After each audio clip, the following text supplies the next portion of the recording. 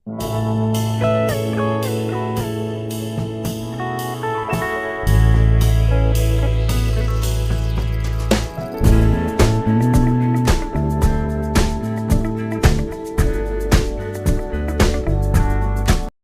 इथे मी तुम्हाला चटपटीत कॉर्न भेळ दाखवणार आहे।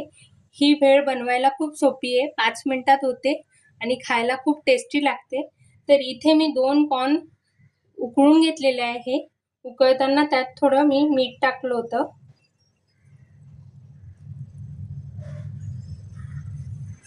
त्यानंतर यात आपण घेऊया बारीक चिरलेला कांदा। भेळसाठी जेवढं तुम्हाला बारीक चिरता येईल तेवढं चिरायचं। त्यानंतर मी घेत आहे बारीक चिरलेला टमाटा, बारीक चिरलेली कैरी, चटपटीत चव येण्यासाठी मी कैरी टाकते। आणि या कॉर्नला अजूनच हेल्दी बनवण्यासाठी मी इथे घेते बारीक चिरलेले बीटरूट। असेही लहान मुलं डायरेक्ट बीट खात नाही आणि आपणही खात नाही, म्हणून अशा प्रकारे भेळ मधून मी ते देत असते माझ्या मुलीला। आणि त्यासोबतच आपण टाकूया डाळिंबाचे दाणे थोडेसे। आता हे सगळं मिक्स करून घ्यायचं आहे। आता यात मी टाकते जिरा पावडर।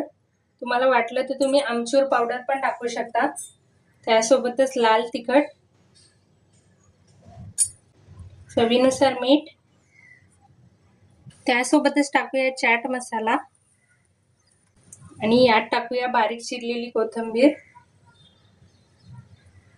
ही नेहमी मस्त चटपटीत आंबट गोड तिखट असं कॉम्बिनेशन असतं भेळचं, तर याला थोडंसं आंबटपणा देण्यासाठी मी यात लिंबू पिळून घेणार आहे।